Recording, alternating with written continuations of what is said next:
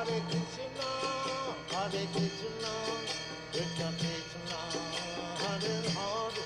हरे कृष्णा। शिला Prabhupada book reading में आप सभी का स्वागत है।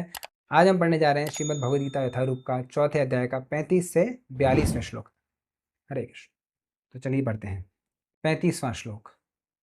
यज्ञात्वा न पुनर्मोहम एवं यास्यसि पांडव येन भूतानि शेषानि द्रक्ष्यस्यात्मनथो मयि। अर्थात स्वरूप सिद्ध व्यक्ति से वास्तविक ज्ञान प्राप्त कर चुकने पर तुम पुनः कभी ऐसे मोह को प्राप्त नहीं होगे, क्योंकि इस ज्ञान के द्वारा तुम देख सकोगे कि सभी जीव परमात्मा के अंश रूप हैं, अर्थात वे सब मेरे हैं। तात्पर्य, स्वरूप सिद्धि व्यक्ति से ज्ञान प्राप्त होने का परिणाम यह होता है कि यह पता चल जाता है कि सारे जीव भगवान श्री कृष्ण के भिन्न अंश हैं। कृष्ण से पृथक अस्तित्व का भाव माया यानी माँ मीन्स नहीं, या मतलब यह कहलाती है। कुछ लोग सोचते हैं कि हमें कृष्ण से क्या लेना देना है, वे तो केवल महान ऐतिहासिक पुरुष हैं और पर ब्रह्म तो निराकार है। वस्तुतः जैसा कि भगवद गीता में कहा गया है, यह निराकार ब्रह्म कृष्ण का व्यक्तिगत तेज है। कृष्ण भगवान के रूप में प्रत्येक वस्तु के कारण हैं। ब्रह्म संहिता में स्पष्ट कहा गया है कि कृष्ण श्री भगवान हैं और सभी कारणों के कारण हैं। यहाँ तक कि लाखों अवतार उनके विभिन्न विस्तार ही हैं। इसी प्रकार सारे जीव भी कृष्ण के अंश हैं। मायावादियों की यह मिथ्या धारणा है कि कृष्ण अपने अनेक अंशों में अपने निजी पृथक अस्तित्व को मिटा देते हैं। यह विचार सर्वथा भौतिक है। भौतिक जगत में हमारा अनुभव है कि यदि किसी वस्तु का विखंडन किया जाए तो उसका मूल स्वरूप नष्ट हो जाता है, किंतु मायावादी यह नहीं समझ पाते कि परम का अर्थ है कि एक और एक मिलकर एक ही होता है और एक में से एक घटाने पर भी एक बचता है। परब्रह्म का यही स्वरूप है। ब्रह्म विद्या का पर्याप्त ज्ञान न होने के कारण हम माया से आवृत हैं, इसीलिए हम अपने को कृष्ण से पृथक सोचते हैं। यद्यपि हम कृष्ण के भिन्न अंश हैं, किंतु तो भी हम उनसे भिन्न नहीं हैं। जीवों का शारीरिक अंतर माया है अथवा वास्तविक सत्य नहीं है। हम सभी कृष्ण को प्रसन्न करने के निमित्त हैं। केवल माया के कारण ही अर्जुन ने सोचा कि उसके स्वजनों से उसका क्षणिक शारीरिक संबंध कृष्ण के शाश्वत आध्यात्मिक संबंधों से अधिक महत्वपूर्ण है। गीता का संपूर्ण उपदेश इसी ओर लक्षित है कि कृष्ण का नित्य दास होने के कारण जीव उनसे पृथक नहीं हो सकता। कृष्ण से अपने को विलग मानना ही माया कहलाती है। परब्रह्म के विभिन्न अंश के रूप में जीवों को एक विशिष्ट उद्देश्य पूरा करना होता है। उस उद्देश्य को भुलाने के कारण ही वे अनादिकाल से मानव, पशु, देवता आदि देहों में स्थित हैं। ऐसे शारीरिक अंतर भगवान की दिव्य सेवा के विस्मरण से जनित हैं, किंतु जब कोई कृष्ण भावनामृत के माध्यम से दिव्य सेवा में लग जाता है तो वह इस माया से तुरंत मुक्त हो जाता है। ऐसा ज्ञान केवल प्रामाणिक गुरु से ही प्राप्त हो सकता है और इस तरह वह इस भ्रम को दूर कर सकता है कि जीव कृष्ण के तुल्य है। पूर्ण ज्ञान तो यह है कि परमात्मा कृष्ण समस्त जीवों के परम आश्रय हैं और इस आश्रय को त्याग देने पर जीव माया द्वारा मोहित होते हैं, क्योंकि वे अपना अस्तित्व पृथक समझते हैं। इस तरह विभिन्न भौतिक पहचानों के मानदंडों के अंतर्गत वे कृष्ण को भूल जाते हैं। किंतु जब ऐसे मोहग्रस्त जीव कृष्ण भावनामृत में स्थित होते हैं तो यह समझ जाता है कि वे मुक्ति पथ पर हैं, जिसकी पुष्टि भागवत में की गई है। मुक्तिर्हिता अन्यथा रूपम स्वरूपेण अवस्थिता। मुक्ति का अर्थ है कृष्ण के नित्य दास रूप में यानी कृष्ण भावनामृत में अपनी स्वाभाविक स्थिति पर होना। 36वां श्लोक। अपि चेद असि पापेभ्य सर्वेभ्य पापकृत्तमः सर्वं ज्ञानप्लवेनैव वृजिनं संतरिष्यसि। अर्थात यदि तुम्हें समस्त पापियों में भी सर्वाधिक पापी समझा जाए तो भी तुम दिव्य ज्ञान रूपी नाव में स्थित होकर दुख सागर को पार करने में समर्थ होगे। तात्पर्य, श्री कृष्ण के संबंध में अपनी स्वाभाविक स्थिति का सही सही ज्ञान इतना उत्तम होता है कि अज्ञान सागर में चलने वाले जीवन संघर्ष से मनुष्य तुरंत ही ऊपर उठ सकता है। यह भौतिक जगत कभी कभी अज्ञान सागर मान लिया जाता है तो कभी जलता हुआ जंगल। सागर में कोई कितना ही कुशल तैराक क्यों न हो, जीवन संघर्ष अत्यंत कठिन है। यदि कोई संघर्षरत तैरने वाले को आगे बढ़कर समुद्र से निकाल लेता है तो वह सबसे बड़ा रक्षक है। भगवान से प्राप्त पूर्ण ज्ञान मुक्ति का पद है। कृष्ण भावनामृत की नाव अत्यंत सुगम है, किंतु उसी के साथ साथ अत्यंत उदात्त भी। 37वां श्लोक।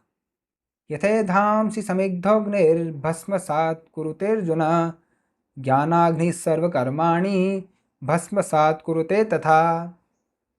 अर्थात जैसे प्रज्वलित अग्नि ईंधन को भस्म कर देती है, उसी तरह हे अर्जुन ज्ञान रूपी अग्नि भौतिक कर्मों के समस्त फलों को जला डालती है।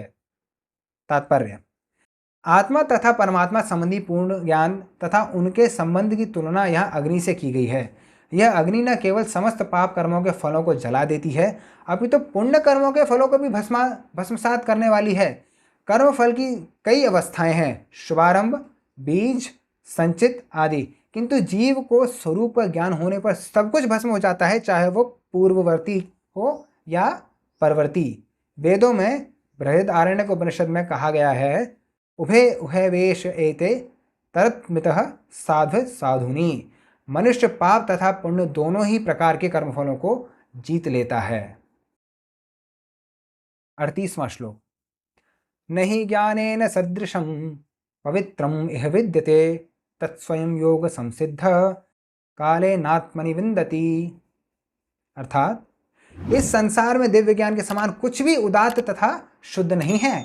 ऐसा ज्ञान समस्त योग का परिपक्व फल है। जो व्यक्ति भक्ति में सिद्ध हो जाता है वह यथा समय अपने अंतर में इस ज्ञान का आस्वादन करता है। तात्पर्य, जब हम दिव्य ज्ञान की बात करते हैं तो हमारा प्रयोजक आध्यात्मिक ज्ञान से होता है। निस्संदेह दिव्य ज्ञान के समान कुछ भी उदात्त तथा शुद्ध नहीं है।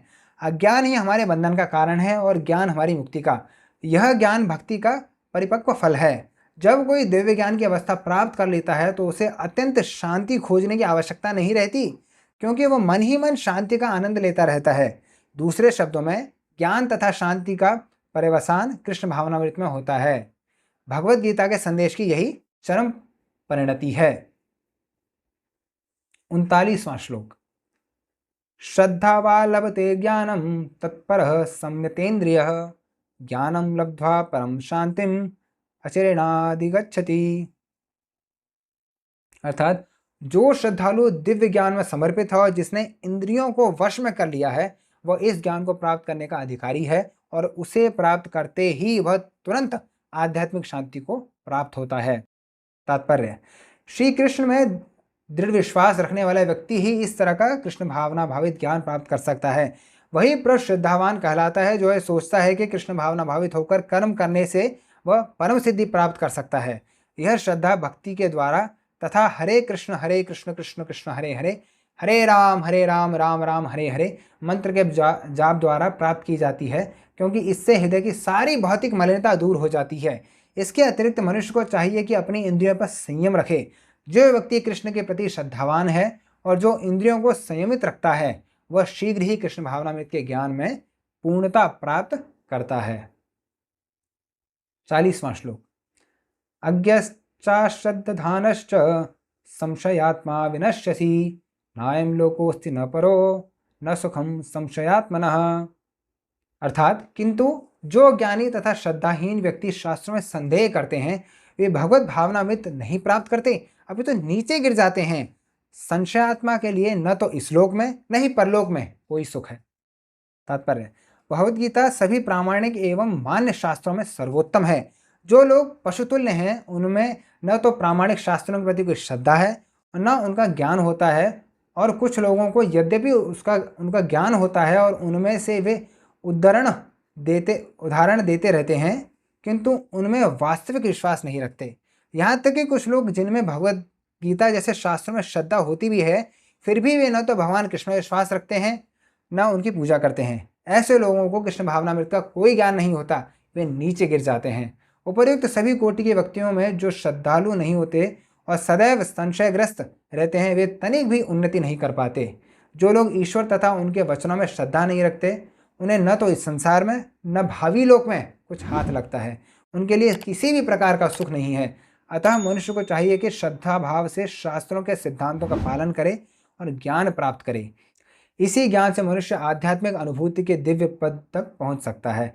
दूसरे शब्दों में आध्यात्मिक उत्थान में संशयग्रस्त मनुष्यों को कोई स्थान नहीं मिलता। अतः मनुष्य को चाहिए कि परंपरा से चले आ रहे महान आचार्यों के पद चिन्हों का अनुसरण करे और सफलता प्राप्त करे। 41वां श्लोक। योग संन्यस्त कर्माणं ज्ञान संचिन्न संशयम आत्मवंतं न कर्माणि निबध्नन्ति धनंजय। अर्थात जो व्यक्ति अपने कर्म फलों का परित्याग करते हुए भक्ति करता है और जिसके संशय दिव्य ज्ञान द्वारा विनष्ट हो चुके होते हैं, वही वास्तव में आत्मपरायण है। हे धनंजय, वह कर्मों के बंधन से नहीं बनता। तात्पर्य, जो मनुष्य भगवद गीता की शिक्षा का उसी रूप में पालन करता है जिस रूप में भगवान कृष्ण ने दी थी, तो वह दिव्य ज्ञान की कृपा से समस्त संशयों से मुक्त हो जाता है। पूर्णतः कृष्ण भावना भावित होने के कारण उसे श्री भगवान के अंश के रूप में अपने स्वरूप का ज्ञान पहले ही हो जाता है। अतएव निसंदेह वह कर्म बंधन से मुक्त है। 42वां श्लोक। तस्मादज्ञान संभूतं हृत्स्थं ज्ञानासिनात्मनः चित्वैनं संशयं योगम अतिष्ठोष्ठित भारत। अर्थात, अतएव तुम्हारे हृदय में अज्ञान के कारण जो संशय उठे हैं उन्हें ज्ञान रूपी शस्त्र से काट डालो। हे भारत, तुम योग से समन्वित होकर खड़े हो और युद्ध करो। तात्पर्य, इस अध्याय में जिस योग पद्धति का उपदेश हुआ है वह सनातन योग कहलाती है। इस योग में दो तरह के यज्ञ कर्म किए जाते हैं, एक तो द्रव्य का यज्ञ और दूसरा आत्मज्ञान का यज्ञ, जो विशुद्ध आध्यात्मिक कर्म है। यदि आत्म साक्षात्कार के लिए द्रव्य यज्ञ नहीं किया जाता तो ऐसा यज्ञ भौतिक बन जाता है, किंतु जब कोई आध्यात्मिक उद्देश्य या भक्ति से ऐसा कोई यज्ञ करता है तो वह पूर्ण यज्ञ कहलाता है। आध्यात्मिक क्रियाओं में भी दो प्रकार की होती हैं, आत्मबोध या अपने स्वरूप को समझना तथा श्री भगवान विषयक सत्य। जो भगवद गीता के मार्ग का पालन करता है वह ज्ञान की इन दोनों श्रेणियों को समझ सकता है। उसके लिए भगवान के अंश के रूप में आत्मज्ञान का प्राप्त होने में कोई कठिनाई नहीं होती है। ऐसा ज्ञान लाभप्रद है क्योंकि ऐसा व्यक्ति भगवान के दिव्य कार्यकलापों को समझ सकता है। इस अध्याय के प्रारंभ में स्वयं भगवान ने अपने दिव्य कार्यकलापों का वर्णन किया है। जो व्यक्ति गीता के उपदेशों को नहीं समझता वह श्रद्धा विहीन है, और जो भगवान द्वारा उपदेश देने पर भी भगवान के सच्चिदानंद स्वरूप को नहीं समझ पाता तो वह समझना चाहिए कि वह निपट मूर्ख है। कृष्ण भावनामृत के सिद्धांतों को स्वीकार करके अज्ञान को क्रमशः दूर किया जा सकता है। यह कृष्ण भावनामृत विविध देवयज्ञ, ब्रह्मयज्ञ, ब्रह्मचर्य यज्ञ, गृहस्थ यज्ञ, इंद्रिय संयम यज्ञ, योग साधना यज्ञ, तपस्या यज्ञ, द्रव्य यज्ञ, स्वाध्याय यज्ञ तथा वर्णाश्रम धर्म में भाग लेकर जागृत किया जा सकता है। ये सब यज्ञ कहलाते हैं और ये सब नियमित कर्म में आधारित हैं, किंतु इन सब कार्यकलापों के भीतर सबसे महत्वपूर्ण कारक आत्म साक्षात्कार है। जो इस उपदेश को खोज लेता है वही भगवद गीता का वास्तविक पाठक है, किंतु जो कृष्ण को प्रमाण नहीं मानता वह नीचे गिर जाता है। अतः मनुष्य को चाहिए कि वह सेवा तथा समर्पण समेत किसी प्रामाणिक गुरु के निर्देशन में भगवद गीता या किसी शास्त्र का अध्ययन करे। प्रामाणिक गुरु अनंत काल से चली आने वाली परंपरा में होता है। वह परमेश्वर के उन उपदेशों से तनिक भी विपत नहीं होता जिन्हें उन्होंने लाखों वर्ष पूर्व सूर्यदेव को दिया था और जिनसे भगवद गीता का उपदेश इस धराधाम में आए। अतः गीता में ही व्यक्त भगवद गीता के पथ का अनुसरण करना चाहिए और उन लोगों से सावधान रहना चाहिए जो आत्मश्लाघावश अन्यों को वास्तविक पथ से विपत कर सकते हैं। भगवान निश्चित रूप से परम पुरुष हैं और उनके कार्यकलाप दिव्य हैं। जो इसे समझता है वह भगवद गीता का अध्ययन शुभारंभ करते ही मुक्त हो जाता है। इस प्रकार श्रीमद् भगवद गीता के चतुर्ध्याय यानी दिव्य ज्ञान का भक्ति वेदांत तात्पर्य पूर्ण हुआ। हरे कृष्ण।